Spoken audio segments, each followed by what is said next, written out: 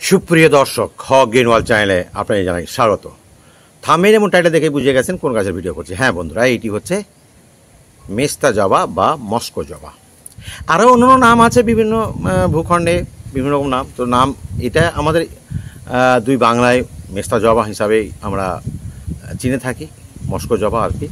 তো এর বেশ কিছু কালারও রয়েছে। সবচেয়ে সহজলভ্য এবং নার্সারিতে খুব অল্প দামে পেয়ে যাবেন এই ঢেঁড়সের পাতার মতন দেখতে যে গাছটি, তার ফুলগুলো হচ্ছে লাল।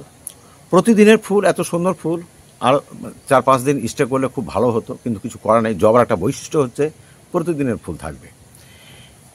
তো এই গাছগুলো মোটামুটি যদি আপনি মাটিতে বসান 10-12 ফিট তো লম্বা হয়। তো টবে কিন্তু আপনার 3 থেকে 4 ফিটের বেশি করা উচিত নয়, কারণ এই যে আজকে প্রচুর বাতাস বইছে, এরকম অবস্থায় যদি আপনি টবে করেন তাহলে গাছটার কী অবস্থা হবে নিশ্চয়ই অনুমান করতে পারছেন। তো যাই হোক, আমি কিন্তু প্রতি বছর নতুন গাছ বসাই। কারণ হচ্ছে পুরাতন গাছের ফুলের সাইজ কিন্তু অনেকটা ছোট হয়, সংখ্যা কম হয়। আর পুরাতন গাছ খুব একটা একটুখানি একটু কাটাকাটি করলে ডাইভার্ট হয়ে যায়। তো যার জন্য প্রতি বছর আমি চারা করি এবং প্রতি বছর গাছে প্রচুর ফুল নিয়ে আসি। তো কোনো বছর তো আমি আবার একটু বড় হলে এমনিতে তাকে আর রাখি না, নতুন গাছকে নিয়ে সবসময় আলোচনা করি। তো যাই হোক বন্ধুরা, আমি এই ব্যাপারে যাচ্ছি না। শুধু শেষ কথা একটা কথা বলে দিচ্ছি আপনাদেরকে, যে গাছ যত নতুন হবে, কারণ এই গাছের বৃদ্ধির হারটা অনেক বেশি, খুব তাড়াতাড়ি আপনি ফুল পেয়ে যাবেন। একটুখানি ফিডব্যাক নেব, যেমন টবের কথা বলবো। টব অবশ্যই মাটির টব অবশ্যই ভালো। 10 থেকে 12 ইঞ্চির টব নেবেন। এই গাছটি যেহেতু বছর পর বছর রাখা যায়, একটু বড় টব হলে বেটার।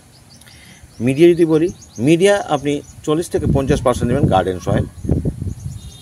আপনার 25 থেকে 30% নেবেন আপনি গোবর সার, কম্পোস্ট বা কাউডাং যেটা বললাম সেটা। 10% বালি নেবেন। কোকোপিট অবশ্যই 10% নেবেন, কারণ এই গাছ সবসময় ময়েস্ট পছন্দ করে। জল শুকিয়ে যাওয়ার আগে কিন্তু জলটা দিয়ে দিতে হবে খেয়াল করে। এই গেল তার মিডিয়া। গাছ, চারা গাছ বসাবেন।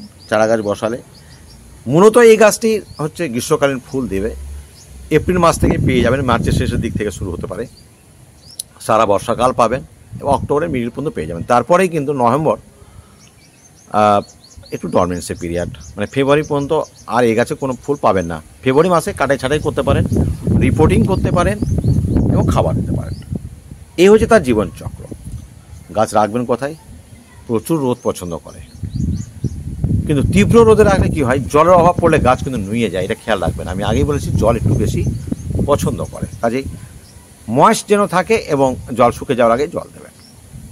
রোগ পোকা, হ্যাঁ, এই গাছের প্রধান শত্রু হচ্ছে মিলিবাগ। মিলিবাগ হলে অবশ্যই একতারা স্প্রে করবেন। প্রথমে আপনি সাবান গোলা জল দিয়ে বা শ্যাম্পু জল দিয়ে ধুয়ে নিতে পারেন, তারপরে আস্তে আস্তে এটা একতারা আপনি সপ্তাহে 2বারও করতে পারেন, তাহলে ঠিক হয়ে যাবে। আর সুস্থ গাছে নিম অয়েল 15 দিন অন্তরে একবার দিয়ে দেবেন। একটি ছোট কথা বলবো, সেটা হচ্ছে এর চারা বা প্রোপাগেশন। শাখা কাটিং থেকে খুব সহজেই এর চারা গ্রো করা যায়। আমিও করেছি, আপনাদের দেখাচ্ছি। দেখুন, এই যে এইটুকু গাছ ডাল থেকে করেছি এবং এটা এপারে শেকড় বেরিয়ে গেছে, দেখতেই পাচ্ছেন। এই যে শেকড় বেরিয়ে গেছে, গাছটা পটিং করার সময় হয়ে গেছে, কিন্তু আমি আর এখন পটিং করব না। যদিও এইটুকু গাছেই কিন্তু কুড়ি চলে এসছে, দেখতেই পাচ্ছেন। তো এটা দুভাবেই করা যায়। আপনি জলে বসিয়ে দিলেও, জবা গাছের যেরকম অন্যান্য জবা গাছে যেমন জলে বসিয়ে দিয়ে আমরা চারা করি, সেইভাবেই চারা হয়ে যাবে। এই গাছেরও তেমনি চারা হয়ে যায়, খুব ইজিলিভাবে চারা হয়। কোনো রুট হরমোন বা অ্যালোভেরা বা আর কিছু যে আমরা বলি সেগুলো দরকার পড়ে না এই গাছে। তো খুবই সুন্দর এই ফুলটি। একটা কাজ আর করবেন, ধরেন সন্ধ্যাবেলা এটা সম্পূর্ণ বন্ধ হয়ে যাবে, পরের দিন এটাকে এখান থেকে খুলে ফেলে দেবেন। তাহলে এটা পছন্দ হবে না আর গাছে এঁটে যাবে না, দৃষ্টিকটু লাগবে।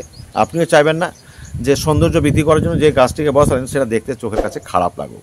এই কাজটাই করবেন, গাছ পূর্ণ রোদে রাখবেন বন্ধুরা। আর আমি দীর্ঘায়িত করছি না। যদি পছন্দ হয় বা নতুন কোনো গাছের টিপস পেতে আমাকে যারা এখনও সাবস্ক্রাইব করেনি অবশ্যই সাবস্ক্রাইব করে নেবেন। ভালো থাকবেন, সুস্থ থাকবেন। কথা হবে পরবর্তী ভিডিওতে নতুন কোনো তথ্য নিয়ে। ধন্যবাদ।